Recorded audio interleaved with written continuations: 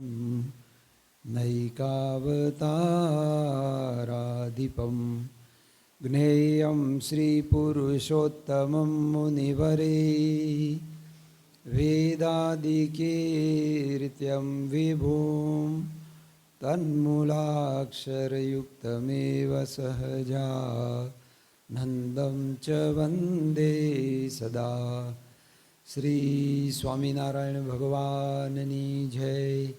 अक्षर पुरुषोत्तम महाराजनी जय। गुणातीतानंद स्वामी महाराजनी जय।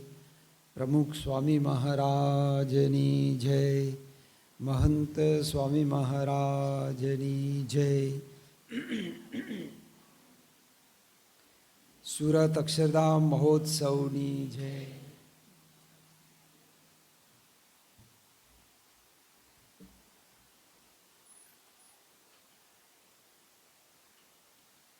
ઘણા સમય પછી બધાને મળવાનું થયું છે. ખૂબ બધાના દર્શન કરીને આનંદ થાય છે. મંદિર પણ દર્શન કર્યા ઠાકોરજીના. આપણે જેમ કહીએ કે સમાધિ થાય એવું મંદિર છે.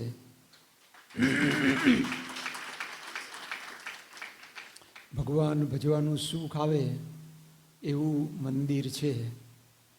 તો આ બધા હરિભક્તોનો એમાં પ્રચંડ પુરુષાર્થ, તન મન અને ધનના સમર્પણના ભાગરૂપે આવું એક ભવ્ય અને દિવ્ય મંદિરની પ્રાપ્તિ આપણને થઈ છે. ખાસ તો એની અંદર ભગુભાઈ ને બીજા બધા પણ સ્થાનિક બધા હરિભક્તોએ ભેગા થઈ અને આ મંદિર માટે પુરુષાર્થ કર્યો. તો ખૂબ સારું મંદિર થયું. સમય ઘણો થયો, એટલે લગભગ 2 દાયકા ઉપરાંતનો સમય થયો.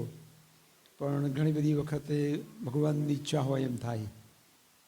મોડું થતું હોય એ પણ ઘણી બધી વખત સારું હોય, આપણને ખ્યાલ ના હોય. આ તો આપણો તો લોકલ પ્રોજેક્ટ છે. આપણને ખ્યાલ છે કે દિલ્હી અક્ષરધામ જેવા પ્રોજેક્ટને પણ કેટલા વર્ષો લાગ્યા છે.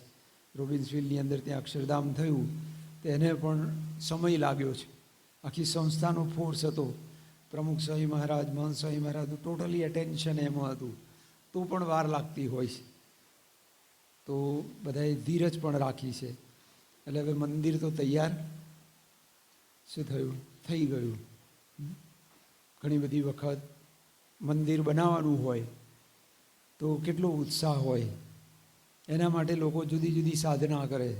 અહીંયા કદાચ કોઈ કરી હશે કે મંદિર ઠાકોરજી ના બેસે ત્યાં સુધી એકટાણા કરવા, કે પછી મિષ્ટાન ન જમવું, આવી જુદી જુદી તપશ્ચર્યા કરે.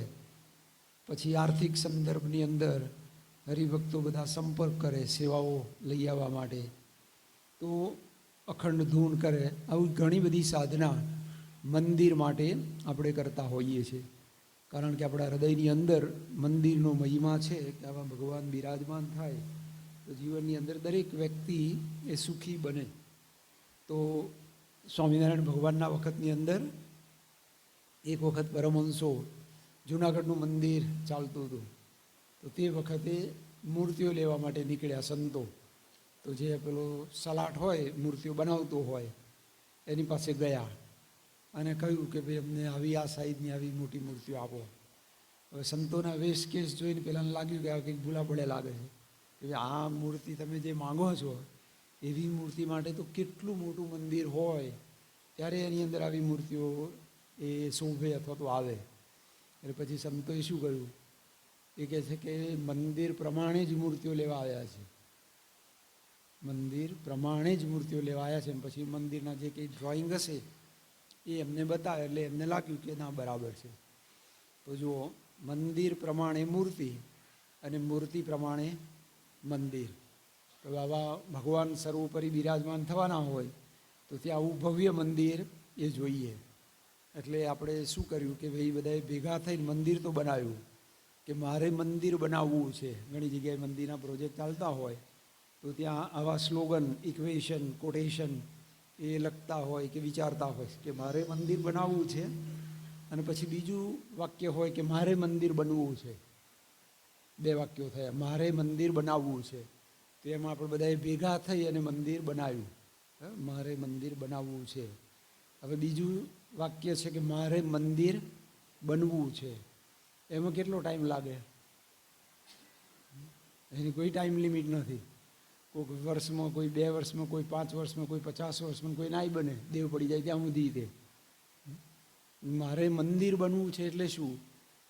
કે આપણે એવા બ્રહ્મરૂપ થઈએ, આદર્શ એવા ભક્ત થઈએ, તો પછી આવા ભગવાન આપણા હૃદયની અંદર બિરાજમાન થાય. એમ કહ્યું કે મંદિર હોય, આવી ભવ્ય મૂર્તિઓ હોય, તો પછી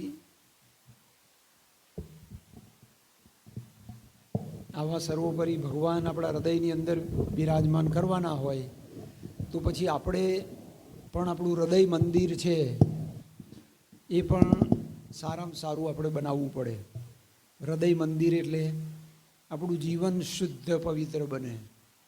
કોઈ પણ પ્રકારનો રાગ, દ્વેષ, અહમ, મમત્વ, ઈર્ષા, મારું તારું આ બધું ના હોય તો ભગવાન બિરાજમાન થાય. ગમે તેવો કચરો પડ્યો હોય તો ત્યાં કોઈ આવીને બેસે? આ લોકના વ્યક્તિઓ નથી આવતા. 4-5 વર્ષ પહેલાં અમેરિકાના પ્રેસિડેન્ટ અહીં આવ્યા હતા, ખબર હોય તો. શું નામ? Donald Trump. કેટલો ખર્ચો કર્યો તો ખબર છે? 100 કરોડ રૂપિયાનો ખર્ચો થયો હતો. તો ગુજરાત અથવા તો ભારત પાસે પૈસા કંઈ ઓવરફ્લો થાય છે? એ 2-4 કલાક માટે આવ્યા હતા. આ લોકના માણસમાં લાવવાના હતા. 100 કરોડ રૂપિયાનો ખર્ચો. તમે જોજો, ગૂગલ કરજો, દેખાડશે તમને. 100 કરોડ રૂપિયાનો. તો અહીંના માણસોને લાગે કે આ મોટા કન્ટ્રીનો માણસ આવે તો કંઈક આપણું હરખું કરે, સારું કરે, રેમ નજર રાખે. તો બધા પોતાના સ્વાર્થમાં જ છે. અત્યારે બધું તંત્ર ચાલે જ છે, જુઓ છો તમે. તો જો લૌકિક રીતે કોઈ વ્યક્તિને લાવવા હોય તો આટલો ખર્ચો થાય. તો ભગવાનને લાવવા હોય તો એમને તો આવે નહીં. પૈસા આપવાથી આવે? તો આપણા ભાગે આવે જ નહીં. મોટા લોકોને ત્યાં જ જતા રહે.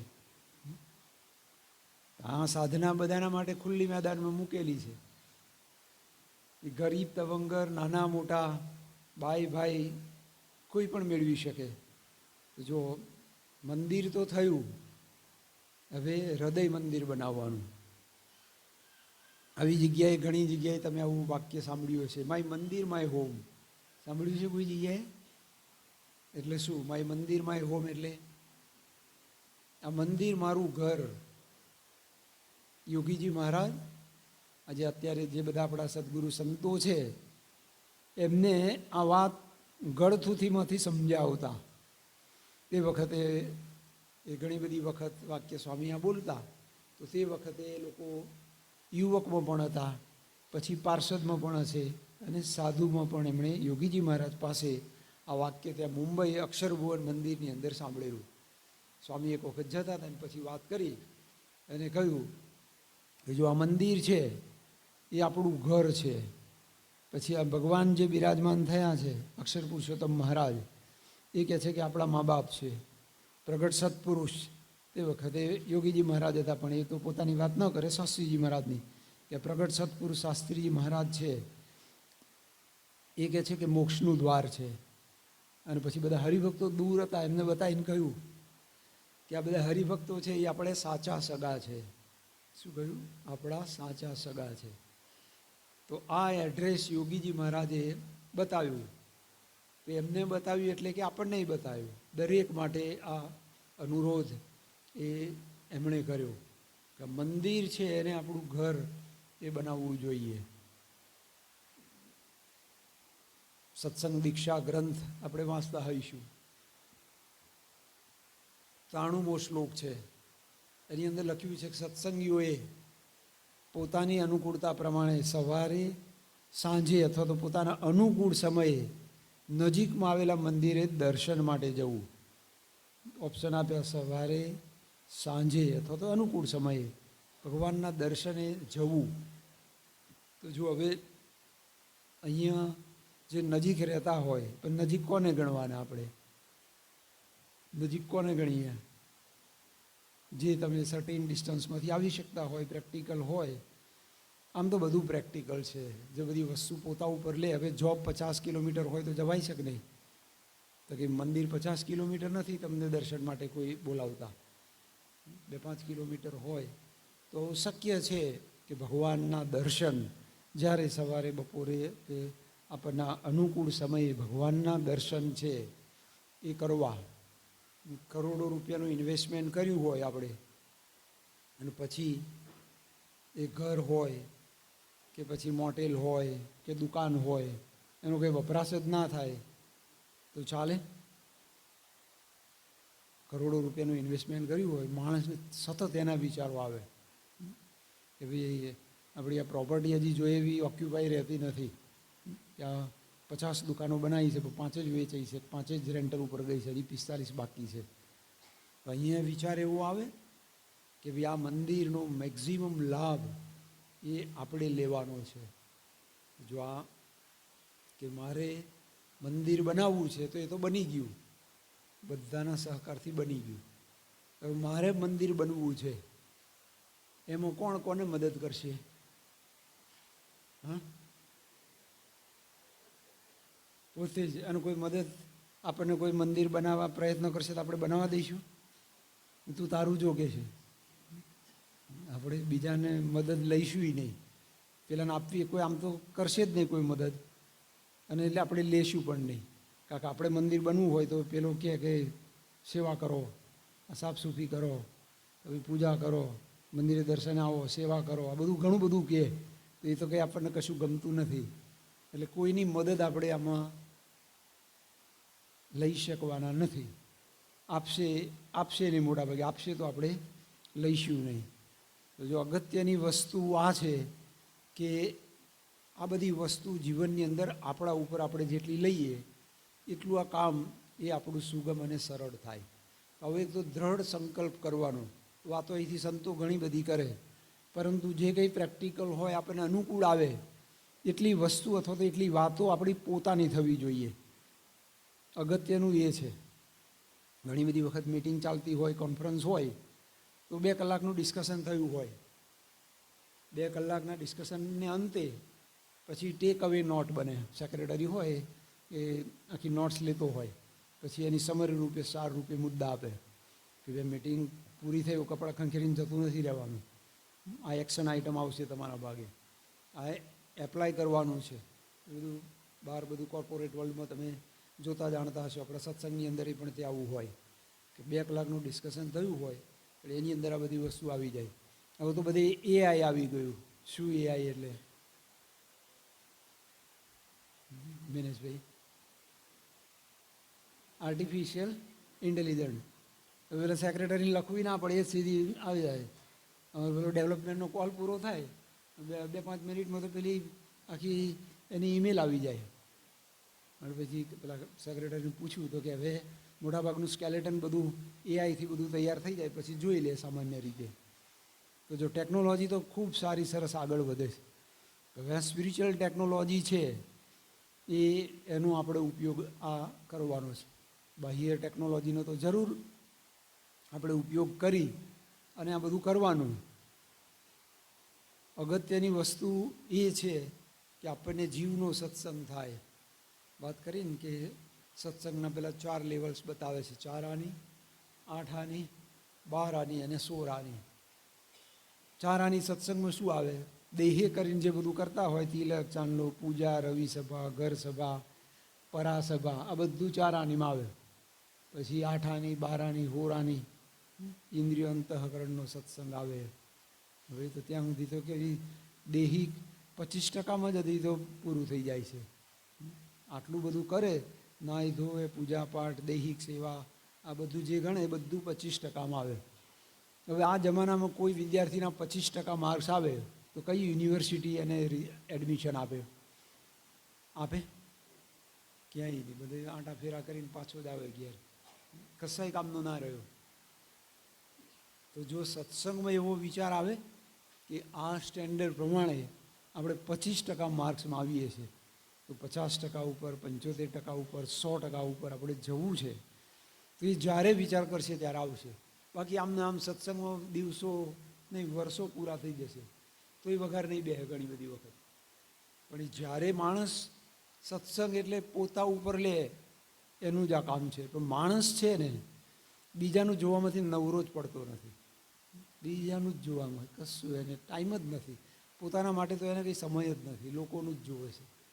લોકો શું કરે છે, શું ખાય છે, ક્યાં ફરવા જાય છે, કઈ ગાડી લાવ્યો છે, હોય બાહ્ય દ્રષ્ટિ જ બધી રહેલી છે.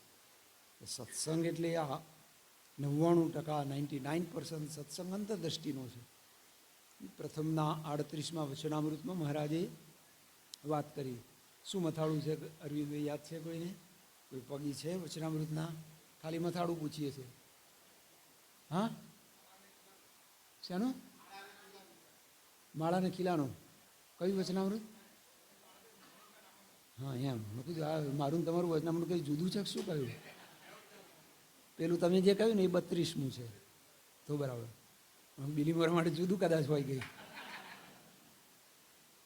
તો શું વાત કરતા હતા? વણિકના નામાનું વચનામૃત. જેમ વણિક હોય તો એ નામું માંડે કે જ્યારે મને સત્સંગ થયો ત્યારે મારું જીવન આવું હતું. આજે સત્સંગ થઈ 5 વર્ષ, 10 વર્ષ, 15 વર્ષ, 25 વર્ષ થયા, તો હવે મારે જગતની વાસના ઓછી થઈ, ભગવાનની સત્સંગની રુચિ અભિરુચિ વધી. આનું કહે છે કે રોજ રૂડા અક્ષરે નામું માંડવું. આ વાત મહારાજે કરેલી છે. તો જુઓ, આ અનુસંધાન એ આપણે રાખવું પડે. બીજા મોટા બિઝનેસ હોય તો આપણો CPA હોય, ચાર્ટર્ડ એકાઉન્ટન્ટ, એ તમને તમારું નામું લખી આલશે, પણ આપણું નામું કોણ લખશે? એ તો આપણે જ લખવું પડે. આપણને જ ખ્યાલ આવે કે એની અંદર શું છે. આ વચનામૃત એવો દિવ્ય અને ભવ્ય અદ્ભુત ગ્રંથ છે. વાતો વચનામૃતનું વાંચનની વાત કરેલી છે. કોને ખબર નથી? બધાને ખબર છે. પણ વાતો વચનામૃત સિરિયસલી વંચાય છે. હવે ખાલી વાંચનનો જમાનો ગયો. હવે વાંચન પછી શું આવું કરવું પડે? મનન ચિંતન કરવું પડે. વેદ સારંગપુરના વચનામૃતમાં કહ્યું છે કે 1,00,000 વર્ષ સુધી એ વાંચે તો એ પણ વસ્તુ એના જીવનમાં દ્રઢ ન થાય. હજી આપણે તો બેઝિક વંચાતું જ નથી. તો વાંચન પછી એનું મનન ચિંતન આ બધું આવે તો શ્રવણ મનન નિધિધ્યાસ અને સાક્ષાત્કાર તો એ થાય. તો આવા ગ્રંથો એ અદ્ભુત છે. ગ્રંથ બતાવે પંથ. પંથ એટલે કે રસ્તો. કંઈક ભૂલા પડી ગયા હોય તો કેટલા ટેન્શનમાં આવી જઈએ આપણે. તો કોક એવા જંગલમાં એકલા કંઈ રસ્તો જ ના જડતો હોય અને કોક આપણને ડિરેક્શન બતાવે તો કેટલી આપણને શાંતિ રહે. તો આ ગ્રંથ આપણને એ પંથ બતાવે. ગ્રંથિ ટાળે તે ગ્રંથ. સડ ગ્રંથિની વાતો, ઈચ્છા ગ્રંથિ, મમત્વ ગ્રંથિ, હૃદય ગ્રંથિ, આ બધી ગ્રંથિઓ ટાળવી પડે, ગાળવી પડે. કોને ગ્રંથિ ટાળવા માટે કહ્યું હતું કે આ જગ્યાએ આવજો? પ્રસંગ કે યાદ આવે છે કોઈને? રઘુવીરજી મહારાજને. એટલે હવે શાસ્ત્રોના અભ્યાસ સાથે આપણું મંડળ તૈયાર થવું જોઈએ. એક વાત કે વચનામૃતનો રેફરન્સ આપીએ તરત વાત તમારી સમક્ષ મૂકી દે કે ભાઈ તમે આની વાત કરો છો. રઘુવીરજી મહારાજે કોને કહ્યું? અરે, ગુણાતીતાનંદ સ્વામીએ રઘુવીરજી મહારાજને કહ્યું. આચાર્ય મહારાજ હતા, સર્વે સર્વા સત્સંગના ધણી, પણ છતાંય ગ્રંથિઓ નહોતી ટળી. તો કેટલા મુમુક્ષુ હશે? આટલું બધું માન સન્માન મળતું હોય તો સત્સંગનું ઊંડાણની પણ એમને જરૂર લાગી હશે. તો એમણે કહ્યું કે સ્વામી, કારણ કે બધા પ્રસંગ તો જોઈએ છે કે આપણે પેલો પેંડાનો પ્રસંગ છે, પછી પેલા ગાડીમાં જતા હતા ને પેલું ફૂમટું અડ્યું, આ બધા પ્રસંગોની અંદર એમણે કહ્યું કે ભાઈ અમારું શું થશે? તો સ્વામીએ કહ્યું કે તમે આવું કેવી રીતે આવો? ત્યાં તીર્થવાસી થઈને આવો. બધો રસાલો લઈને તમારો ડઈ.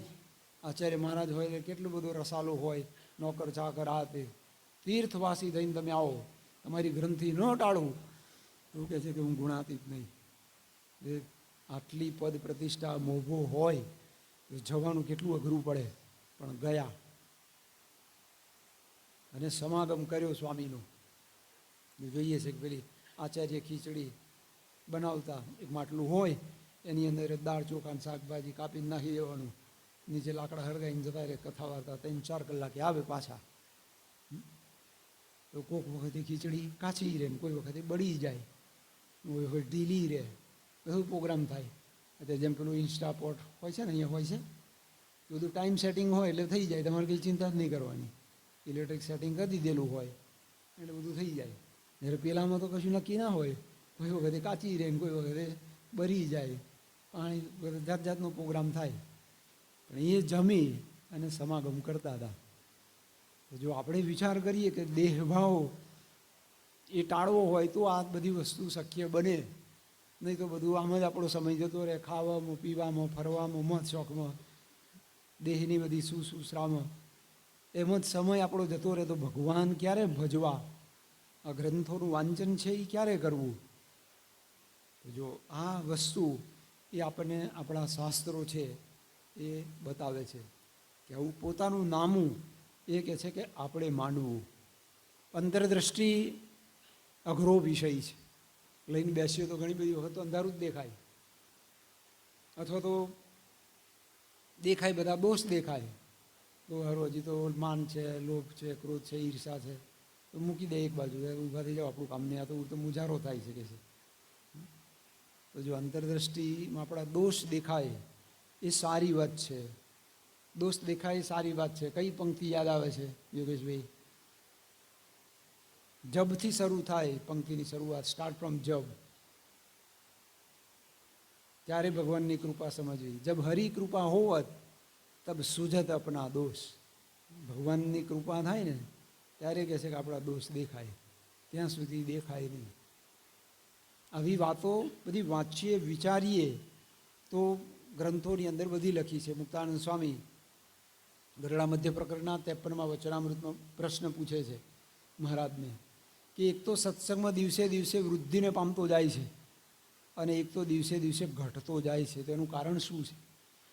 તો કેટલા વિચારશીલ સંતો હશે કે સત્સંગનું તે વખતનું એમણે એનાલિસિસ કર્યું હશે, જોયું હશે કે આ સત્સંગમાં આ માણસ આટલો આગળ વધી ગયો અને આ માણસ આટલે ને આટલે રહ્યો.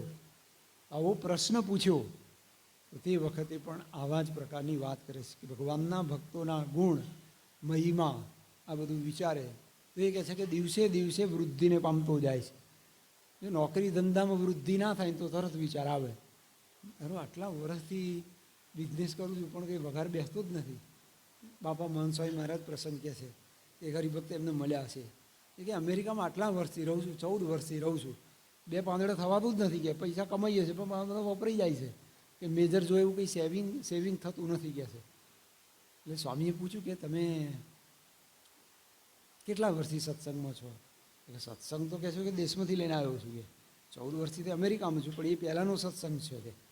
કે એમ સત્સંગમાં આવો વિચાર આવે છે? તો કે ના, સત્સંગમાં શું, સત્સંગ કરી નાખવાનો કે એમાં વિચાર નથી આવતો. જોબ કરતા હોય તો પ્રમોશન ના મળે તો તરત માણસને વિચાર આવે. જોબ કરતો હોય, બિઝનેસ કરતો હોય, વિદ્યાર્થી ભણતો હોય, દરેકમાં વિચાર આવે છે. પણ આમાં માણસ સેચ્યુરેટેડ થઈ જાય છે. જ્યાં સંપૂર્ણ અસંતોષ હોવો જોઈએ, અધ્યાત્મ માર્ગની અંદર કાયમ માટે અસંતોષ હોવો જોઈએ. સારા ગુણો સાધના માટે આ વિચાર આપણે આવવો જોઈએ. સત્સંગ દીક્ષા ગ્રંથ આપણે વાંચીએ તો છે, 305મો શ્લોક છે, આ સંસાર પ્રશાંત, ધર્મવાન, સાધનાશીલ તથા અધ્યાત્મ માર્ગે ચાલનારા મનુષ્યોથી યુક્ત થાય. વાક્ય બોલ્યો એટલે હવે તમને અર્થ બોધ થતો હશે, રોજ વાંચતા હશો એટલે. આ શ્લોક એની અંદર આવું લખેલો છે. તો વાંચીએ તો છે. અત્યાર સુધીમાં રોજ કેટલા શ્લોક વાંચીએ છીએ? 5 વાંચતા હોય તો કેટલા ટાઈમે સાયકલ પૂરી થાય? આશરે રાઉન્ડ અબાઉટ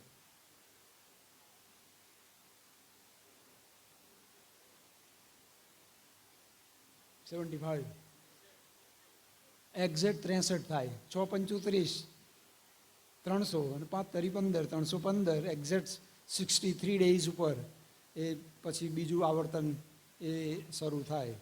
તો 2-3 કેટલા વર્ષ થયા? આટલા વર્ષથી વાંચતા હોઈએ તો ઘણી બધી વખત શ્લોક આવ્યો હોય, પણ એનું કંઈ અનુસંધાન નથી. રોબોટિકલી વાંચવા ખાતર વાંચી નાખે છે, એટલે કશું પકડાય જ નહીં. આવું ઘણા તો અત્યારે એવું લાગતું છે આ શ્લોક બોલ્યો તો કે આવું કંઈ આવો છે, આમ એવું લાગતું હશે. ઘણી બધી વખત અર્થબોધ થતો હશે કે ના, 5, 10, 15, 25 વખત વાંચ્યો છે અત્યાર સુધી, એટલે આવું કંઈક આવે છે ખરું એમ. જડબે સલાક નંબર સાથે યાદ રહી જાય. જો આ વિચાર એ સાથે માણસ વાંચે તો લખ્યું કે આ સંસાર પ્રશાંત, ધર્મવાન, સાધનાશીલ તથા અધ્યાત્મ માર્ગે ચાલનારા મનુષ્યોથી યુક્ત થાય. તો શબ્દશઃ તો યાદ રહી ગયું આપણને, ચલો કદાચ, પણ એની પાછળ વિચાર છે એ કરવો પડે. બાપાના વિચારોને પામવું હોય તો પછી એવા પ્રકારનું શુદ્ધ પવિત્ર હૃદય, એવા પ્રકારની ગદગદ કંઠની પ્રાર્થના હોય અને એવી વિચારસરણી ધીમે ધીમે ડેવલપ કરીએ તો એમનો જે લખવાનો જે સંદર્ભ છે એ આપણને તો પકડાય. પ્રશાંત લખ્યું, શું પ્રશાંત એટલે? કોઈ છોકરાનું નામ લખ્યું છે? આ શું તમે શું સમજ્યા? What is the meaning of prashant? જે અર્થાનામ અનેક અર્થા, હા, તમે કંઈ ખોટું નહીં હોય કે દરેક નામના દરેક અર્થો થઈ શકે.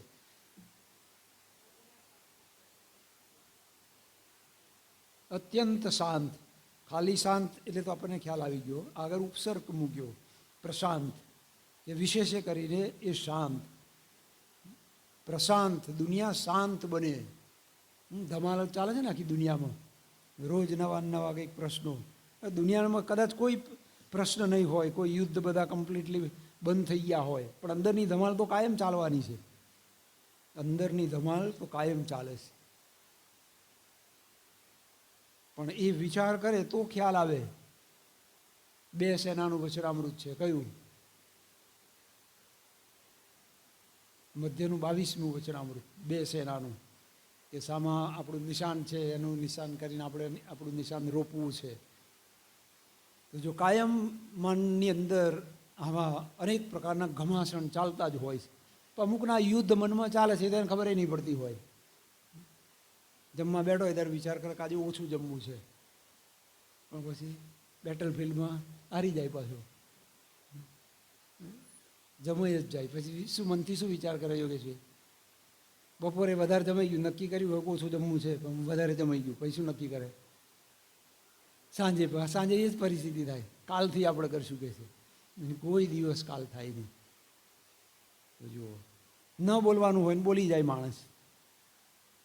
બને આવું, ન બોલવાનું જરૂર હોય પણ બોલે જ માણસ. તો વિચાર કરવો પડે. 2 જગ્યાએ માણસની નિર્બળતા સાબિત થતી હોય છે. માનસિક રીતે માણસ નિર્બળ છે એ 2 જગ્યાએ સાબિત થાય છે. જ્યાં બોલવાની જરૂર હોય ત્યાં મૂંગો રહે, અને મૂંગા રહેવાની જરૂર હોય ત્યાં બોલે. એક પ્રકારની માનસિક નિર્બળતા જ છે. બધી જગ્યાએ બોલવાનું હોતું નથી, અને બધી જગ્યાએ શાંત પણ રહેવાનું હોતું નથી. તો આ વસ્તુનો વિચાર કરીએ તો ખબર પડે. સત્સંગ એટલે માણસના જીવનની અંદર આ પ્રકારની પરિપક્વતા આવે. બાકી તો સત્સંગમાં 5, 25, 50 વર્ષ બધા પૂરા જ થઈ જવાના છે. એક દિવસ ઉકેલો આવી જવાનો આપણો. જીવનની અંદર આવા વિચારો હોય તો પછી એને ખબર પડે કે પ્રમુખ સ્વામી, મહંત સ્વામી ગમે ત્યાં ગમે તેવો બફાટ કરે છે? નથી કરતા. તો પ્રમુખ સ્વામી મહારાજ માટે મોટા મોટા માણસોએ વાત કરીને કે આટલી મોટી સંસ્થાના ગુરુપદી તરીકે રહ્યા, પ્રેસિડેન્ટ તરીકે, પ્રમુખ તરીકે રહ્યા, એક વાક્ય કોન્ટ્રોવર્સી કોઈના પણ માટે બોલ્યા નથી. કોઈ સંપ્રદાય માટે, કોઈ ધર્મ માટે, કોઈ પાર્ટી માટે, કશાના માટે નહીં. હવે આપણે સર્ટિફિકેટ બધા તૈયાર જ રાખ્યા હોય, સિગ્નેચર કરીને જ રાખ્યા હોય, તમારે આપી જ દેવાનું પ્રમાણ ગમે એને. આ બધું વચનામૃત વાંચીએ તો ખ્યાલ આવે. મહારાજે વચનામૃતની અંદર આ બધી વાતો લખી કે અમે લાંબા સમય સુધી કોકનું જીવન જોઈએ ત્યાર પછી અમારો રાજીપો કે કુરાજીપો બતાવીએ છીએ. 21 વર્ષ પછી લોજમાં પધાર્યા 77ની અંદર, 56ની અંદર, ત્યાર પછી આ વચનામૃત 77ની સાલનું છે. 21 વર્ષ પછી એ પોતે આ કહે છે કે અમે લાંબા સમય સુધી કોકનું જીવન જોઈએ ત્યાર પછી રાજીપો કે કુરાજીપો બતાવીએ છીએ. ત્યારે આપણા જીવનની અંદર આપણે કોકની સાથે ન ફાવતું હોય, બીજું ત્રીજું હોય, તો ગમે એમ આપણે બોલ્યા જ કરીએ છીએ. તો એ કમ્પ્લીટલી અસ્થાને કહેવાય. મંદિર એટલે હવે આપણે મંદિર બનવું છે તો આવા વિચારો આપણે રોજ કરવા પડશે. અને જરૂર ડિરેક્શન પકડાશે, ન પકડાય એવું નથી.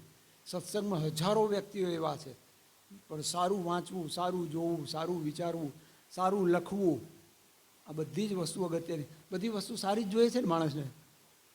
ભલે ઘણી બધી વખત બજેટની રીતે અફોર્ડેબલ ના હોય તો પછી કદાચ સેકન્ડ કેટેગરીની વસ્તુ લે, એ વસ્તુ જુદી છે. પણ વ્યવસ્થા હોય, સગવડતા હોય, અનુકૂળતા હોય તો ક્વોલિટી વસ્તુ જ માણસોને જોઈએ છે.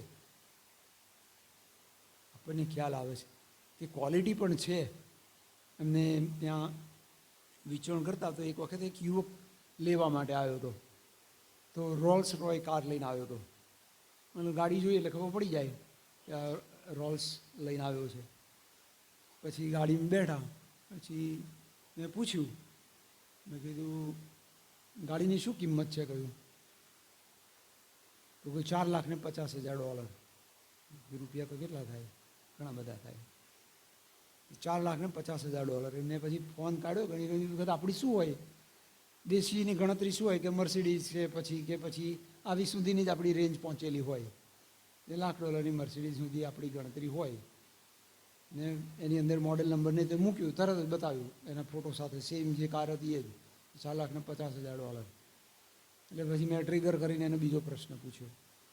બધા $4,50,000ની ગાડી છે તો બીજી બધી એવરેજ ગાડીઓ કોઈ 25,000ની આવે, કોઈ 50,000ની આવે, કોઈ લાખની આવે.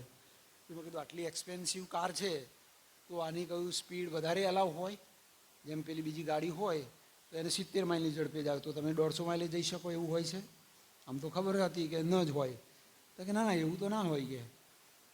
કે આટલા બધા હતા કે એ તો બ્રાન્ડેડ વસ્તુ છે અથવા તો ક્વોલિટી વસ્તુ છે. તો આ બધી એને વાત કરી. મેં કહ્યું આ તો ઘણી કિંમત એ કહેવાય, પણ હવે ઘણી વખત મોટા બિઝનેસમેન હોય એટલે ટેક્સમાં આ બધું એમને ફાયદો થતો હોય, જે હોય ટૂંકમાં સગવડતા હોય એટલે બધું એ તો કરે.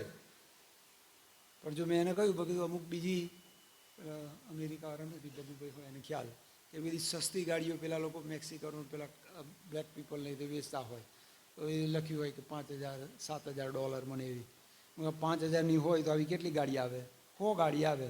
5 લાખ મંદિરનું ગાડી પાર્કિંગ ભરાઈ જાય. હવે એ ગાડીમાં લાઇટ હોય છે, એસી હોય છે, બધું જ હોય છે. એક ગાડીના 5,000 છે, બીજીના 5 લાખ છે. કેટલા ટાઈમ્સ વધારે આપ્યા? 100 ટાઈમ્સ વધારે આપ્યા. 100 ટાઈમ્સ. બાકીનું બધું તમને હરખું દેખાય. તો માણસ ક્વોલિટી માટે કેટલું એ કરે. એના ઘરે ગયા તો 5 લાખની ગાડી રાખતો હોય તો ભાઈ ઘરે એવું જ હોય ને. એ તમારું મંદિર નાનું પડે એવું તો મોટું ઘર હોય. પછી બેઠા રાત્રે ગોષ્ઠી કરતા હતા. પછી સુવાનો ટાઈમ થયો એટલે મેં કીધું હવે ચલો આપણે કહ્યું આરામ કરીએ. તો પછી એણે કહ્યું કે સ્વામી બાથરૂમનો નળ ને એ તમને બતાવી દઉં કેવી રીતે ચાલુ કરવાનું. મેં કીધું અહીં 20 વર્ષથી અમેરિકામાં ફરું છું. કહ્યું એટલે બધા પ્રકારની બધા ઘરો, બધા મોટેલોમાં બધે રહેલા છીએ. જનરલી એવું જ હોય. પછી એણે કહ્યું કે ના સ્વામી આ આખું બાથરૂમ કોમ્પ્યુટરાઇઝ છે કે. મેં કીધું તો ભાઈ તું આવ. કહ્યું સ્ક્રીન હતો, એની સ્ક્રીન ઉપર બધું સેટિંગ ને બધું બતાવ્યું એણે. મેં કીધું ઊભો રહે ભાઈ, મને બી એક્સપેરિમેન્ટ કરવા દે. તે બતાવી મેં જોયું. મને જાતે અખતરો કરો તો સવારમાં 4:30 5 ઉઠ્યા હોય પેલો તો સુઈ ગયો હોય કહો તો.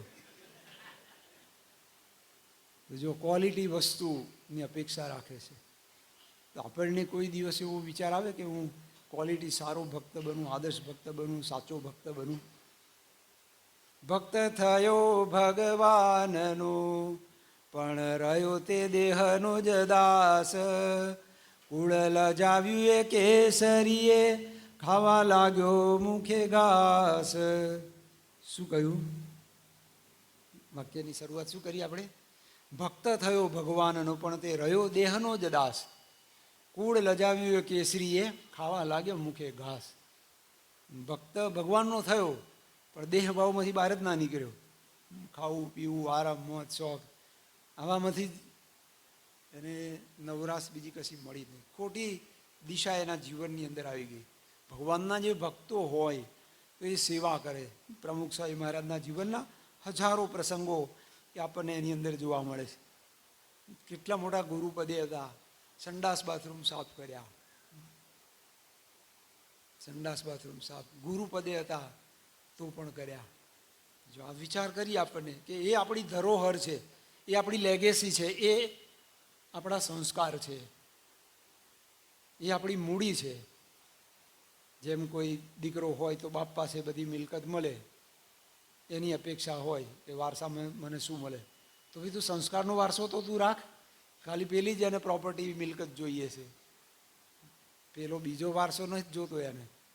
તો આપણે પણ વિચાર કરવો પડે કે આપણા ગુરુનો આ વારસો છે. નમ્રતા છે, સરળતા છે, મહિમા છે, દિવ્ય દ્રષ્ટિ છે, સેવા ભાવના છે. આ બધી વસ્તુ હોય તો એ ગુરુનું સેવન કર્યું કહેવાય. યોગીજી મહારાજ કેટલા દયાળુ અને ભલા ભોળા લાગે, પણ ઘણી બધી વખત આવી વાતો એ મર્મમાં કહી દેતા.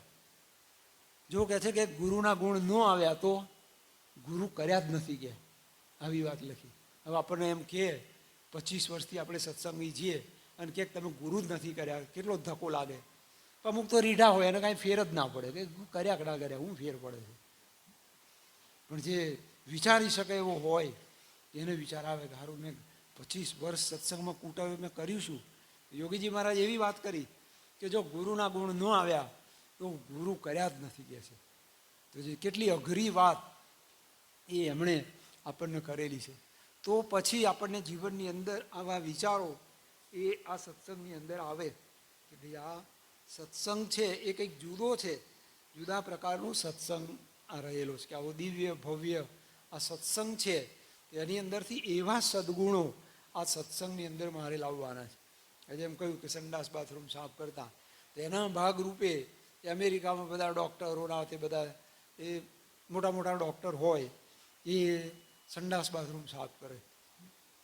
એનું આર્થિક વર્ષનું યોગદાન ઘણું મોટું હોય, ઘણું એટલે ઘણું મોટું હોય. હવે સંડાસ બાથરૂમ એ સાફ કરે. આનો પેલા ફિલાડેલ્ફિયાનો ક્યાંકનો કોઈ ડૉક્ટરનો પ્રસંગ હતો ને કે વીકડેઝમાં આવીને કરી જાય. શનિ રવિ એ રવિવારે તો સભા હોય, રવિવારે બધું માણસ આવતું થાય એ પહેલાં વીકડેઝમાં આવી મંડે ટુ ફ્રાઈડેની વચ્ચે સભા સંડાસ બાથરૂમ સાફ કરીને જતા રહે. તો વર્ષો પછી ખબર પડી કે આપણા મંડળના આટલા મોટા ડૉક્ટર આ સંડાસ બાથરૂમ છે એ સાફ કરે છે. તો એને કોઈને બતાવવું નથી, જણાવવું નથી. આપણે તો થોડુંક કર્યું હોય તો આપણે 5 જણને કહીએ નહીં ત્યાં સુધી ખાધેલી ખીચડી પચે નહીં. આ પણ એક છે.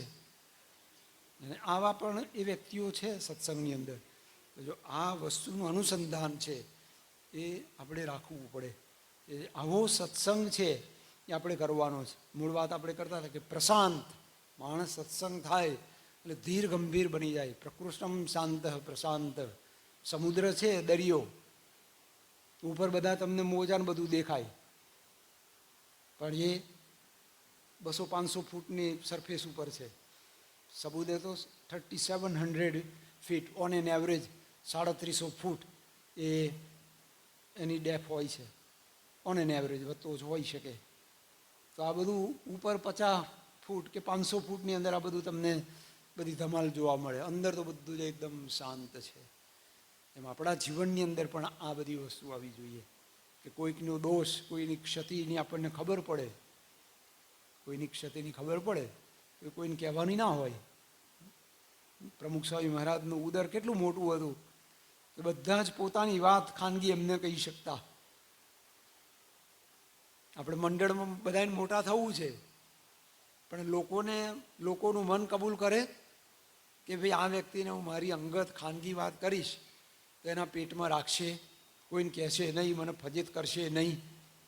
એવો વિશ્વાસ સામેના વ્યક્તિને આવે, એના હૃદયમાં આપણું સ્થાન થાય તો કદાચ પદ પ્રતિષ્ઠાની રીતે આપણે સત્સંગમાં મોટા હોઈએ કે ના હોઈએ, લોકોનું હૃદય કબૂલ કરે. જો આ અનુસંધાન એ જીવનની અંદર આપણને રાખવું જોઈએ. બહારના એ બધા વ્યક્તિઓના જીવનની અંદર આવા ગુણિયલ હોય છે. એક યહૂદી શિક્ષક હતા, તો એ વિદ્યાર્થીઓને ભણાવતા. પછી અમુક સમય ઉંમર થયા પછી રિટાયર થયા. રિટાયર થયા પછી એક વખતે એક વિદ્યાર્થી એમને મળ્યો અને પછી એ વિદ્યાર્થીએ પેલા પ્રોફેસર એના જે હતા એને ઓળખતા હતા, એમના હાથ નીચે ભણેલા. એટલે એમણે કહ્યું કે સાહેબ તમારી તબિયત કેમની છે, શું કરો છો? તો હું તો અત્યારે રિટાયર છું. પછી પેલા વિદ્યાર્થીને પૂછ્યું, બીજો યંગ હતા એને, કે તું શું કરે છે? તો કે હું આવી રીતે શિક્ષક છું. કે તો તું શિક્ષક છું? કે સારું કહેવાય કે એક શિક્ષકને બીજા શિક્ષકનો મહિમા સમજાય. તો પછી બધી વાત કરી. પછી પેલા વિદ્યાર્થીએ કહ્યું કે સાહેબ હું તમારા હાથ નીચે ભણેલો. તો પેલાને વધારે જિજ્ઞાસા થઈ કે એમ કયા વર્ષોમાં? પછી એની બધી વાત કરી. પછી એણે કહ્યું કે એ તો બરાબર છે, પણ તને શિક્ષક બનવાની પ્રેરણા કેવી રીતે મળી? કે તમારામાંથી ગયા. એટલે મારામાંથી કઈ રીતે ગયા? પછી એણે તે વખતે વર્ષો પૂર્વે જે પ્રસંગ બન્યો હતો એ કહ્યો કે એક દિવસ હું જ્યારે આ વર્ષોમાં 5 વર્ષ તમારા હાથ નીચે ભણેલો તે વખતે એક વખતે મેં કહે છે કે ક્લાસમાં એક વિદ્યાર્થીનું ઘડિયાળ ચોરી લીધેલું, રિસ્ટ વોચ છે એ કોઈ મૂક્યો છે ત્યાં બેન્ચ ઉપર, તો એમાંથી એ કે મેં ચોરી લીધેલું. પણ પછી બન્યું એવું કે જેનું ચોર્યું હતું બીજી રૂમમાં બેઠેલો જ્યાં કંઈ હશે એ વિદ્યાર્થી ખબર મારું ઘડિયાળ નથી. એટલે એણે પછી શું કર્યું, તરત જ શિક્ષકને કહ્યું કે ભાઈ મારું ઘડિયાળ ખોવાયું છે. બધા ક્લાસમાં જ બેઠેલા હશે તો અંદર જ એમ અનુમાન એને. એટલે એણે જઈને શિક્ષકને વાત કરી મારું ઘડિયાળ એ ખોવાયું છે. તો શિક્ષકે પછી બધા વિદ્યાર્થીઓને કહ્યું કે આપણે કે છે બધા ઊભા થઈ જાઓ અને આ જે દિવાલ છે આખી ફરતે એ વોલ તરફ ફેસ રાખી અને ઊભા રહેવાનું છે. આંખો બંધ કરી અને વોલ તરફ આપણે બધાએ ઊભા રહેવાનું છે. ત્યાં સુધી તો વિદ્યાર્થીઓને ખબર નથી કે ભાઈ શું પ્રોગ્રામ કરવાનો, એમને એમ કે કંઈ પેલી રમત રમાડવાના છે બીજું કંઈક. એટલે બધાને ઊભા રાખ્યા વોલ તરફ ફેસ રાખીને. પછી શિક્ષક પોતે દરેક વિદ્યાર્થીના ખિસ્સા તપાસવા નીકળ્યા. દરેક એકના ખિસ્સામાં હાથ નાખે, કાઢે, હાથ કાઢીને નાખે. પછી કરતાં કરતાં કરતાં લગભગ અડધે પહોંચ્યા. એક વિદ્યાર્થીના ખિસ્સામાંથી ઘડિયાળ નીકળી. તો ઘડિયાળ શિક્ષકે મુઠ્ઠી વારીને લઈ લીધું, પોતાના ખિસ્સામાં મૂકી દીધું. અને પછી આખી સર્કલ પૂરું કર્યું. આખું જે સર્કલ પૂરું કર્યું, માનો કે અડધેથી મૂકીને આવી ગયા હોત તો શું થાય? બધાને ખબર પડી જાય કે ઘડિયાળ આની પાસેથી નીકળ્યું. શિક્ષકે આખી સર્કલ પૂરી કરી. પછી પોતાના ખિસ્સામાં, અને વિદ્યાર્થીઓ તો બધા આંખ બંધ કરીને જ હતા. પછી શિક્ષકે ઘડિયાળ મૂક્યું ટેબલ પર અને વિદ્યાર્થીને કહ્યું ભાઈ તમારું ઘડિયાળ મળ્યું છે, લઈ જાઓ. પછી વિદ્યાર્થીને ખબર નથી કે ઘડિયાળ કોની પાસેથી મળી. આ પ્રસંગ એણે એ કહ્યું. એટલે કહે છે કે હું તે પછી તો 5 વર્ષ તમારા હાથ નીચે ભણ્યો, પણ તમે કોઈ વિદ્યાર્થીને કહ્યું નથી કે આ ઘડિયાળ આ વિદ્યાર્થી પાસેથી મળેલું હતું. એટલું નહીં, પણ 5 વર્ષ દરમિયાન મેં ક્યારેય એવો અનુભવ નથી કર્યો કે તમારો પ્રેમ એ મારા પ્રત્યેનો ઓછો થયો નથી. તો તમે કેવી એવી લાગણી કે કઈ ભાવના, કયા વિચાર એ સાથે એ કહે છે કે મેં ઘડિયાળ ચોરી હતી પણ તમારો પ્રેમભાવ મારા માટે લેશ માત્ર પણ ઓછો થયો નહીં. ત્યારે પેલા શિક્ષકે કહ્યું કે મને જ ખબર નહોતી ને કે ઘડિયાળ કોણે લીધી. તો પેલો વિદ્યાર્થી કે ઘડિયાળ તો તમે મારા ખિસ્સામાંથી કાઢી ગયા હતા, તમને કેમ ખબર ના હોય? શિક્ષક કે હું પણ જ્યારે ઘડિયાળ કાઢવા નીકળ્યો ને, આંખ બંધ કરીને બધાના ખિસ્સામાંથી ખિસ્સું ચેક કરતો હતો. આજે 25 વર્ષ પછી તે કહ્યું, ત્યારે મને અર્થબોધ થયો કે તે વખતે જે ઘડિયાળ લીધી હતી એ તે લીધી હતી. એ શિક્ષકને જાણવું જ નથી કે ઘડિયાળ કોની પાસેથી મને મળે છે. આ પણ એક પ્રકારના વિદ્યા. તો એવા શિક્ષક પાસેથી પેલાને શિક્ષક બનવાની પ્રેરણા મળે. એ આખું પ્રોફેશન એણે એક્સેપ્ટ કર્યું કે આવા મૂલ્યનિષ્ઠ શિક્ષકો એ દેશની અંદર છે કે જે કોઈને ફજેત ના કરે. તો જુઓ, આપણે બીજાનું શું ચાલે છે, કોણ શું કરે છે, બીજાનું જ જાણવાની ઈચ્છા છે. પોતે ભલે નાદારીમાં જાય, બેન્કરપ્સી નોંધાવી પડે, કોઈ જ વાંધો નથી. આપણું કલ્યાણ બીજા જન્મે કરીશું, લોકોનું કરો અત્યારે પહેલું. તો જો એને બીજાનું કંઈ જાણવું નથી. આનું નામ એ સત્સંગ છે. તો સત્સંગની અંદર આવા વિચારો એ આપણને દિન પ્રતિદિન આવવા જોઈએ. આપણે જેમ વાત કરતા હતા, બધી વાતો તો બધી ઘણી છે. જેમાં કહ્યું કે ભાઈ સંસાર પ્રશાંત, ધર્મવાન, સાધનાશીલ તથા અધ્યાત્મ માર્ગે ચાલનાર મનુષ્યોથી યુક્ત થાય. આ એક શબ્દનો વિચાર હવે તમારે કરવાનો. સાધનાશીલ, સાધના માર્ગે ચાલતા મનુષ્યોથી પ્રશાંત, ધર્મવાન, સાધનાશીલ અને અધ્યાત્મ માર્ગે ચાલનારા મનુષ્યોથી યુક્ત થાય. તો મહંસાઈ મહારાજ પણ આપણી પાસે સાધનાની અપેક્ષા રાખે છે. આપણે તો સાધના તો કંઈ કરવી નથી, કશું જ નહીં. 2 દિવસ પહેલાં એકાદશી ગઈ, કેટલા જણે નિર્જળા કરી હતી. ચાલો સરસ, અમુક છે ખરા. તો જો વિચાર કરીએ, હા કદાચ ફિઝિકલ ફિટનેસ સારી નહીં હોય તો બધા નહીં કરી શકે, તો વાંધો નથી. કદાચ ચાલો જરૂર હોય તો ફરાળ કરો. ફરાળથી આગળ અમુક તો પહોંચ્યા હશે, તો તે વખતે વિચાર કરવો પડે. સ્વામીએ કહ્યું છે ને, મન સ્વામીએ અને ગુણાત્યાન સ્વામીએ બધાએ કહેલું છે કે એકાદશીના દિવસે અનાજ ખાય તો માંસ ખાધા બરાબર છે. આ વિચાર છે એ આપણને આવવો જોઈએ. ફરાળ જમો, ચલો તકલીફ હોય તો 3 ટાઈમની ફરાળની જરૂર છે.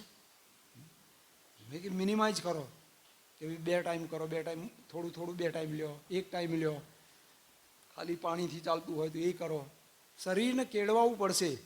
એ મહંત સ્વામીએ 5 ઉપવાસ કેટલી વખત 4 કે 5 વખત 5 ઉપવાસ કર્યા છે, 3 ઉપવાસ આટલી વખત કર્યા છે, 2 ઉપવાસ આટલી વખત કર્યા છે. આખું કેલ્ક્યુલેશન બધા નંબર્સ છે. આપણે તો શરૂઆત જ નથી કરવી. કેટલા માણસ વગર વકીલે વકીલ થઈ જાય. હા, એસિડિટી છે, માથું દુખે છે, ગોળો ચડે છે, જાત જાતના પ્રશ્નો લઈ આવો તમારે. ત્યાં સારંગપુર હતા, એ બધા સાધક ટ્રેનિંગમાં હોય ને, તો ત્યાં સવારે એકાદશી જે કંઈ ઉપવાસ હતી અત્યારે તો યાદ નથી, પણ સવારે 7:30 વાગે 7:30 આરતી થાય. આરતી પૂરી થાય પછી બધા સંતો ત્યાં નીચે આવે. એકાદશી હોય એટલે કે જમવા કરવાનું કે ઉપવાસ હોય એટલે હોય નહીં. પછી 8 વાગે સભા શરૂ થાય. એટલે એક સાધક, તે વખતે અમે સાધકમાં હતા, એક સાધક આ હવાના પરમાં હાથે વાણ ડૂબી ગયા હોય એટલો આમ ઉદાસ ને એવો દેખાય. એટલે પછી મેં કીધું શું થયું ભાઈ? કહ્યું તો કે ઉપવાસ લાગ્યો છે. કે ઘડિયાળમાં જોયું 8 વાગે ઉપવાસ લાગ્યો છે. પછી મેં કહ્યું કંઈ હવે હોય, દરેકની શારીરિક ફિટનેસ બધાની જુદી જુદી હોય, તો કોકને તકલીફ હોઈ શકે. મેં કીધું કંઈ તમારે લીંબુનું શરબત નહીં કંઈ પીવું હોય તો જાઓ. કહ્યું ત્યાં ફ્રીજ નહીં કે એ તો પીધું, તમે હવે શું કરવું છે તમારે બીજું? સવારમાં 8 વાગે પૂછીએ છીએ કે બહુ લાગ્યો હોય તો તમારે લીંબુનું પાણી, કે એ તો પીધું મેં, કહે છે. તો હવે બીજું શું કરવું હશે એને?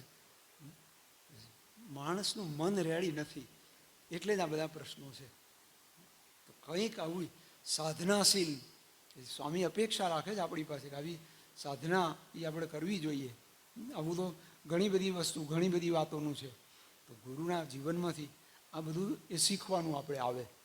તો આજે જેમ વાત કરતા હતા કે માય મંદિર માય હોમ, માણસ ગમે ત્યાં બહાર ગયો હોય પણ ઘરે આવે એટલે એને શાંતિ થાય, ઘરે આવે એટલે એને નિરાશ થાય. હકીકત વસ્તુ છે. બહાર ગયા હોય ફરવા તો થોડોક ટાઈમ ફરવાનું સારું લાગે. ત્યાં બધાએ આપણે પેલા ટેનેસીમાં આપણું પેલું શું છે, પેલા લાકડાની કેબિનોમાં ત્યાં આવે છે ને, ટાઉન ભૂલી ગયો, ગેટલિંગબર્ગ ને બધે ત્યાં જાય છે. તો મોટા મોટા મકાનો હોય મૂકીને ત્યાં આગળ ફોરેસ્ટ એરિયાની અંદર જાય, લાકડાની કેબિનો હોય ત્યાં રહે. ત્યાં આગળ લાકડાની કેબિનોમાં રહે.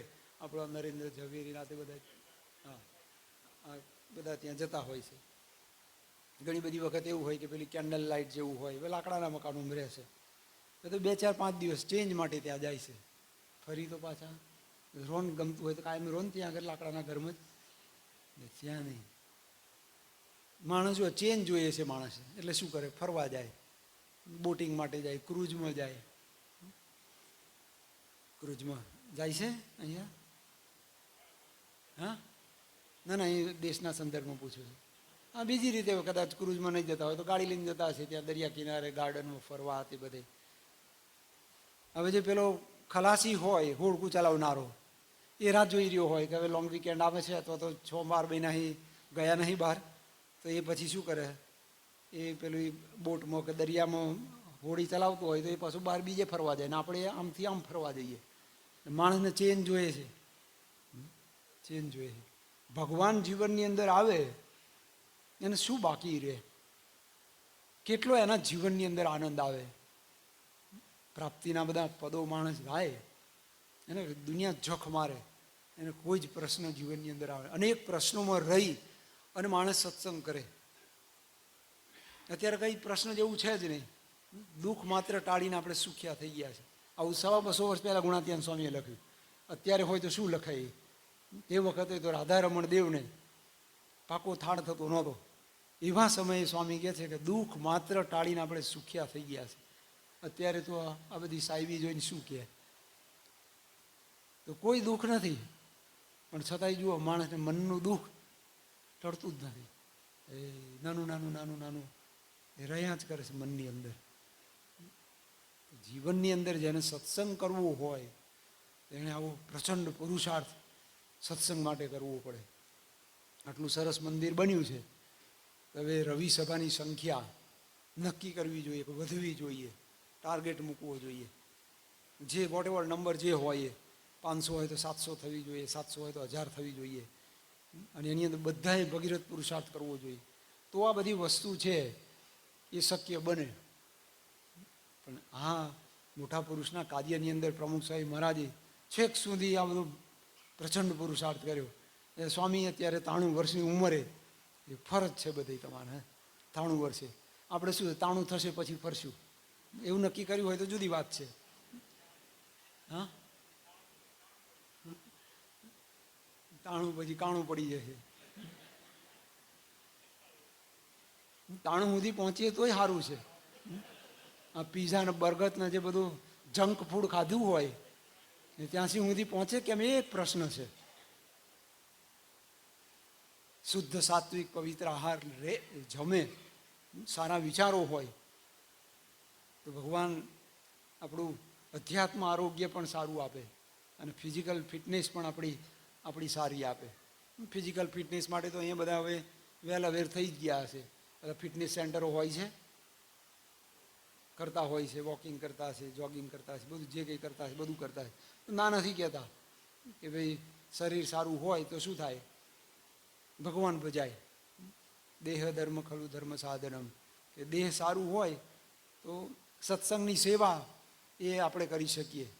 પણ અધ્યાત્મ આરોગ્યનો વિચાર આવે છે કે સ્પિરિચ્યુઅલ વેલનેસ પણ આપણી ઇક્વલી સાઉન્ડ એ હોવી જોઈએ. એમ નાની નાની વસ્તુમાં ઇરિટેટ થઈ જઈએ આ બધું હોય સત્સંગમાં ક્યારેય કોઈ દિવસ આપણને સુખ આવે જ નહીં. એ તો ગુણાતીતાનંદ સ્વામીએ 250 વર્ષ પહેલાં પ્રેરિત કર્યું કે આથી કરોડ ગણો સત્સંગ થશે અને સોનાના મંદિરો થશે, ગાળા મોડે રૂપિયા આવશે. અહીં તમે જે પેલી ટ્રકો પેલી શેરડી ભરીને આવતા હોય છે ને, સુગરમાં જતા હોય, ગાળા મોડે રૂપિયા આવશે, સોનાના મંદિરો થશે. અત્યારે તો ભગુભાઈ તમે આ સિમેન્ટ કોન્ક્રીટનું બનાવ્યું છે, ભવિષ્યમાં કદાચ હોનાનું થશે. પણ આપણે આદર્શ ભક્ત નહીં થયા તો શું થયું? કશું સુખાવાનું નથી. કશું નહીં એટલે કશું જ નહીં. સુખાકારી તો વધી, ઘણી બધી વધી. આપણું ઘડતર ન થયું, આપણું કલેવર ન થયું તો શું કરવાનું? દેશમાં બધાના ધંધા સારા ચાલે પણ આપણું જ નહીં સારો ચાલતો તો શું કરવાનું? સત્સંગમાં તો રોજના હજારો માણસ નવા એન્ટર થાય છે અને આમાં કંઈ જુનિયરિટી સિનિયરિટીનો કંઈ મેળ છે કે જે પહેલો આવ્યો હોય એ ભ્રમરૂપ થાય, પાછળથી આવ્યો હોય એ ના થાય. ઘણી વખત પાછળવાળો રહી જાય ને આગળવાળો ક્રોસ કરીને નીકળી જાય. જુઓ, સત્સંગની અંદર આવા વિચારો આવવું જોઈએ કે માય મંદિર માય હોમ, આ મંદિર મારું છે. માણસને ઘર હોય ને ગ્રહસ્થ માટે, અહીંનો હવે તો 2.5-2.5 દાયકાથી ત્યાં રહીએ છીએ એટલે એનો બહુ ખ્યાલ નથી હોતો, પણ ત્યાં અહીંયા એવું જ મોરલેસ બધે સરખું જ હોય કે જે જીવનની અંદર મોટા ડ્રીમ હોય એમાંનું એક હોય ઘર, કે સારું સ્પેશિયસ મોટું ઘર છે એ વ્યક્તિના જીવનની અંદર બને. તો આ પણ એક આવું મંદિર બન્યું છે. તો મંદિરનું નિર્માણ તો આપણે કર્યું, મંદિરનું નિર્માણ કર્યું, પણ હવે નિભાવ પણ આપણે જ કરવાનો છે. નિભાવ આપણે કરવાનો છે. એના માટેની તન મન અને ધનથી એ સેવા છે એ મંદિર માટે આપણે કરવી જોઈએ. અહીંયા 5ની જરૂર હોય ને 25 જણા આવે છે સેવામાં. રસોડામાં જરૂર હોય ઇનફ મળી જશે સ્વયંસેવક કે શોર્ટેજ હોય છે?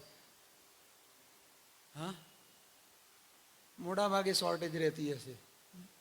સાફ સૂફી કરવાની હોય, આટલું મોટું મંદિર. તો સત્સંગ છે તો જે કરતા હોય એ કરે જ છે. બાકી તો તમારે જેમ પેલા મહેમાન કલાકાર જે ઓડિટ માટે આવતા હોય ને એ રીતે બધું બધા વિભાગોની ખબર લઈ આવે હોય તમારે ક્યાં શું ચાલે છે. આપણે કે એના માટે નથી આવતા. મંદિર આપણું ઘર છે તો એ વિચાર કરવો પડે. પેલી ડોશીમાં હતી, એક ડોશી હતી, એ બીચ ઉપર ફરવા ગયા છે ના, એનું ત્યાં આગળ આવી રીતે ત્યાં દરિયા કિનારે એનું ઘર હશે. તો પછી ત્યાં બીચ ઉપર તો બધા ફરવા આવે, બધા ફરવા આવે એટલે પછી બાયનોક્યુલર લઈને જોવો આમ, પછી પોલીસને ફોન કરે 911. અહીંયા શું હોય છે 108 100 100 ડાયલ કરીને પોલીસને બોલાવે. પોલીસને એમ કે માજીને કંઈક તકલીફ પડી લાગે એટલે આ કે ભાઈ શું પ્રશ્ન છે? તો કે જો આ પેલા બે યંગ કોઈ કપલ હશે, ન્યૂ મેરિડ, સ્વાભાવિક છે કે એકબીજાનો હાથ પકડીને બીચ ઉપર ફરતા હશે. એટલે કે જો આ લાત શરમ મૂકીને અહીં આગળ ફરશે, આ લોકોને દૂર કાઢો કે. એટલે પછી પેલા પોલીસે વ્યવસ્થા કરી કે ભાઈ જાઓ તમે અહીંથી દૂર જાઓ કે છે. ખાસા દૂર ગયા. પછી થોડી વાર રહી પેલી ડોસીએ તો ફરી ફોન કર્યો, પછી પોલીસને બોલાવી. એ પોલીસે કહ્યું ભાઈ શું પ્રશ્ન છે? કે જો આ બાયનોક્લિયરમાંથી દેખાય છે કે પેલા લોકો ત્યાં આગળ આવી રીતે હજી સાથે જ ફરે છે. પેલો કે આ 500-700 ફૂટ છે કે છે, તમારું આ ડબલું એક બાજુ મૂકો કે. ઘણી બધી વખત આપણે આવું જ થાય, બધા વિભાગમાં આંટો મારી આવે કે રસોડામાં શું ચાલે છે, અહીંયા શું ચાલે છે, અહીંયા શું ચાલે છે. એટલે તું તો કશું કરતો નથી. બધા વિભાગનું કંઈ ઓડિટ આપણને કંઈ કામ સોંપ્યું નથી. નાની મોટી સેવા જાતે કરો તો ખબર પડે કે કેમ થાય છે, તો જ સંતોષ આવશે. બાકી અમુકને આવો આનંદ જ આવે છે. ક્ષુલ્લક આનંદમાં પણ માણસો આનંદ કરતા જ હોય છે. રાજસી, તામસિક અને સાત્વિક આનંદ. યોગીજી મહારાજના જેવો જે આનંદ, એ 3 વાગે ઉઠતા ને ટાઢા પાણીએ નાતા ને રોટલા ઘડતા ને, એ આપણો માર્ગ એ છે. એવી ભાવના સાથે આ મંદિરનું નિર્માણ થયું છે. એનું નિભાવ પણ આપણે જ કરવાનું. તન, મન અને ધનથી એ આપણે આ સેવા, ભક્તિ, સત્સંગ છે એ કરવાનું. આ બધી વસ્તુનું અનુસંધાન પૂજારી તમારા છે ભાણાભાઈ, 2 દાયકા ઉપરાંતનો સમય થયો હશે, બરાબર ને? એટલા સમયથી છે એ કરે છે. તો જો શીખવું પડે બધું. હા, સાજા માંદા હોય કે બહાર જવાના હોય તો આપણે કહીએ સામેથી તમે મને પૂજારીની સેવા શીખવાડો, તમે બહાર જશો ત્યારે હું કરીશ. અમે ત્યારે દેશમાં ત્યાં બધે પૂજારીઓ રાખીએ છીએ, તો એ વર્ષે 2 વર્ષે પૂજારીઓ ફેમિલી સાથે દેશમાં ફરવા આવે. તે વખતે રિપ્લેસમેન્ટ ક્યાંથી લાવવાનું? એક્સ્ટ્રા પૂજારી તો કંઈ આપણે કંઈ રાખતા નથી. તો ત્યાંના કિશોરો હોય, સ્કૂલ કોલેજમાં ભણતા કિશોરો, એ સેવા માટે આવે મંદિરે. 2-3 કિશોરો આવે, બધી સેવા શીખી જાય. સવારે ઉઠી નહીં ધોઈ લેંગો જબ્બો પહેરીને ઠાકોરજીની બધી સેવા કરે, બધું કરે. આપણને ખ્યાલ આવે કે અમેરિકા જેવો દેશ છે, આટલી નાની ઉંમર છે, તો માણસને ભગવાનની સેવાનો વિચાર આવે છે. જો આપણે ઘણી બધી વખત શું હોય, ઘરમાં ઘર મંદિર હોય, જેમ પેલી શું કહેવાય, પેલી કોમ્પિટિશન કરતા હોય એવી મોટું મંદિર લાવ્યા હોય તમારે. હા, સંતો અવતાર બતાવે, લિવિંગ એરિયામાં જ મૂકેલું હોય મોટું. ઘણી હરામ બરોબર છે. ઘણી બધી વખત રોજ દર્શન કરવા દેતો હોય, ચા પીને તો ઉગડી જ જાય ઓફિસે. શોપીસ છે. જો સત્સંગ એટલે વસ્તુ જ જુદી છે. આપેલો સમય પૂર્ણ થાય છે. મૂળ કહેવાનું એ છે કે સત્સંગની ઊંડાઈ ઘણી બધી છે.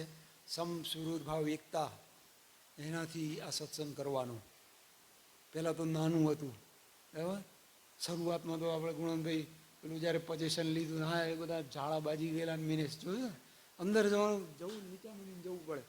હા, પેલું બધું ખંડેર થઈ ગયેલું હોય એ ટાઈપનું. હીરા કાકાને એ બધા પરિવારને પણ યાદ કરવા પડે, બિપિનભાઈને, હર્ષદભાઈને, એ બધાએ કે આપણને આ જગ્યાને બધું આપેલું. એમાં કેટલી તકલીફ હતી, અનેક મુશ્કેલીઓ હતી. હવે અત્યારે બધી સગવડ એ એની અંદર છે. તો સુખ્યા થઈ ગયા, સંપ થઈ ગયો, વધી ગયો કે વધ્યો ઘટ્યો? ઘણી બધી વખત ધ્યાન ન રાખે તો વધે, કુસંપ વધે કહો તો. નહીં તો શરૂઆતમાં ચેલેન્જીસ બહુ હોય એટલે ફ્રિક્શન આવતું હોય, તો બધી સગવડો થઈ જાય એટલે ફ્રિક્શન ઓછું થઈ જાય. ઘણી વખત તો વધે, ધ્યાન ન રાખે તો વધે. સુખ સગવડમાં એ ઘડતર થતું જ નથી હોતું. તો જુઓ, આ અનુસંધાન કે સંપ, બાપાએ જેમ કહ્યું ને કે ઝેર પીને પણ સત્સંગ રાખવો, એ સંપ રાખવો પડશે. લેટ ગો કરવું, જતું કરવું, મૂકી દેવું. અહીં આગળ કંઈ આપણે વેચવા માટે આવીએ છીએ, અહીં વીઘા વેચવાના છે કે સંપત્તિ વેચવાની છે. માનો કે બહાર તમે ઝઘડી થતું હોય તો સમજાય, અહીં શું કરવાનું, વેચવાનું શું છે? શાંતિથી બધાએ ભેગા થઈને સેવા કરવાની છે સમજીને. એ જો ન થાય તો સમજવું કે દિશા પકડાય જ નથી આપણને. તો જો આટલું મંદિર સરસ બન્યું છે તો આ ભાવના, આ વિચાર સાથે આવવાનું. સન્ડે ફોર સ્વામી અમેરિકામાં ઇક્વેશન સૂત્ર છે કે રવિવારે બધા સત્સંગ માટે આવી જાય. 12 વાગ્યાથી આવે, રસોડાવાળા 10, 11, 12 વાગે આવે, કોઈ 1 વાગે આવે, કોઈ 2 વાગે આવે. સભાનો કેટલા વાગ્યાનો ટાઈમ છે? કેટલા? 6 થી 8. તો 6 વાગ્યા સુધી કરે છે શું લોકો ઘરે? શું કરે? 6:30. એટલે રવિવારે કામ જોબ ચાલુ હોય છે નહીં. તો સંપર્ક કરવા નીકળવું જોઈએ. સંપર્કથી જ સત્સંગ વધે છે. આજે હું આપતો હતો, જસબીરસિંહનું નામ સાંભળેલું છે, તમે જોયેલા હશે. એ માણસને સત્સંગ કોઈ મિસ્ટર પાત્રાવાલા નામ આગળ ભૂલી ગયો, તો પાત્રાવાળા કોઈ પારસી એનો મિત્ર હતો, એ એને પ્રમુખ સ્વામી મહારાજના દર્શને લઈ ગયા. પેલો પારસી થોડો ગુણભાવી જેવો હશે, તો એ પારસીની સાથે આ જસબીર ગયા હતા. તો જસબીરને સત્સંગ લાગી ગયો. તો પેલા પારસી કરતાં જસબીર કેટલા આગળ નીકળી ગયા સત્સંગમાં, છેલ્લો જન્મ કરી નાખ્યો. બહારીને ગયા હતા એના ત્યાં અમે. તો જુઓ, સંપર્કથી સત્સંગ છે એ થતો હોય છે. પરમ દિવસે ત્યાં અબુધાબી હતા, તો ત્યાં એક બિહારી મળ્યો હતો. અમને લઈ જવા ગોલ્ફ કાર્ટમાં કોમ્પ્લેક્સમાં બધે ફેરવતો. બધું ક્યાંથી?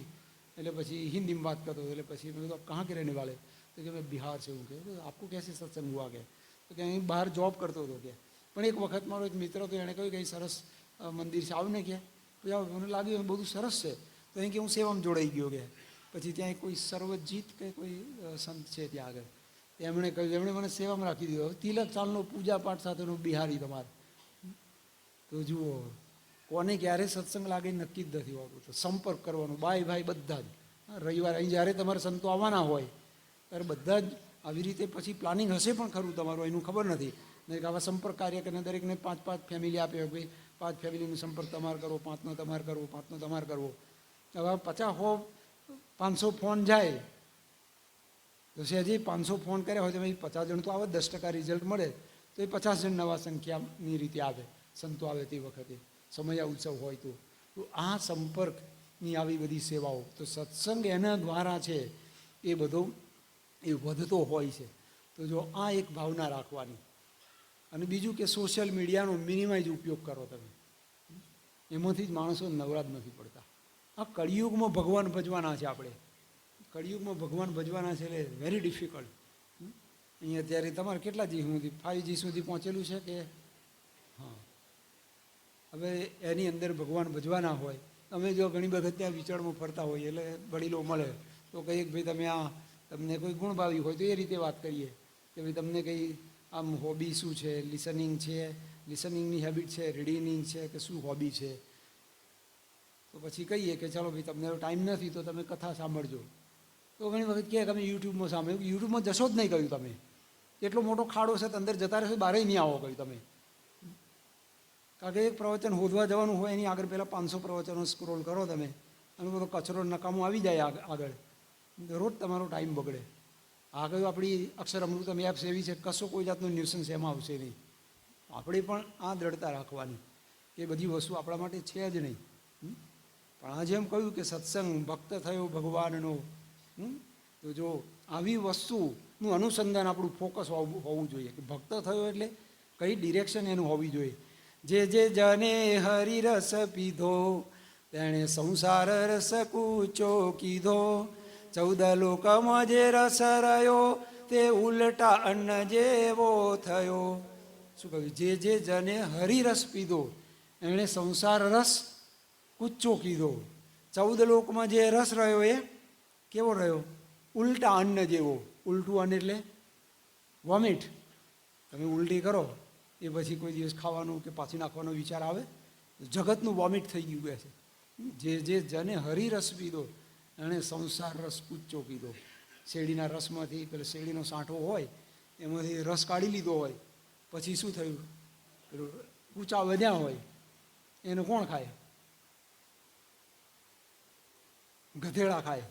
હવે કોઈ રસ કાઢી લીધા પછી કોઈ એવા ખતરો કર્યો છે રાડા રસ કાઢી લીધા પછી ચાવવાનો? અને વિથ રસ હોય તો બરાબર છે કે ભાઈ એને એક્સરસાઇઝ થશે માઉથને, એની વાત નથી કરતો. પણ રસ કાઢી લીધો હોય અને પછી એના કૂચા ખાધા હોય એવા, પણ એમાં આપણા ગુજરાતીઓના કૂચા તો જુદા હોય પાછા. એક વખત કાઢી લીધો હોય ને પછી એને રાડું બેવડું કરીને ફરી નાખે અને ફરી ત્રીજી વખત ઉપરથી પેલા બોલ્ટ ફેરવીને કરે. ભૂલથી જો માખી બેઠી હોય ને એ ઊભી થઈને જતી રહે, આમાં તો કજું મળતું નહીં કે છે. આ સોશિયલ મીડિયા બધું છે, આપણે કંઈ પીએચડી લેવાની જરૂર નથી. તમને એવું કોઈ કહેશે કે ભાઈ આઉટડેટેડ આઉટ ઓફ નોલેજ છો? કોઈ કહેશું કહેવાનું નહીં. બેઝિક જરૂરી હોય ને એટલું બધું કંઈક વાર્તાલાપમાંથી કાર્યકરો પાસેથી બેસીએ છીએ બધું મળી જ રહેશે. કંઈ જરૂર વધારે હોતી નથી. હવે આ ત્યાં વોર થયું છે કે આપણે છાપું વાંચવા જવાના, તો કોકના દ્વારા મેસેજ મળી જ જતા હોય છે કે કોઈ કંઈ વોટ્સઅપમાં એમાં કંઈક મૂક્યું હોય, સ્ટેટસ હોય કે બીજી ત્રીજી રીતે. આપણે કંઈ પણ આપણે તો બધાને પીએચડી લેવી છે. હા, ક્રિકેટમાં એટલો રસ ને પોલિટિક્સમાં એટલો, અને બધામાં એને સત્સંગ સિવાય બધાને એક્સપર્ટી એને લેવી છે. તો કોઈ દિવસ મેર ના પડે. ભગવાનનો જે ભક્ત હોય તો આ બધું કરી શકશે. અમે સાધુનો દેહ પડે પછી ક્યાં જવાના?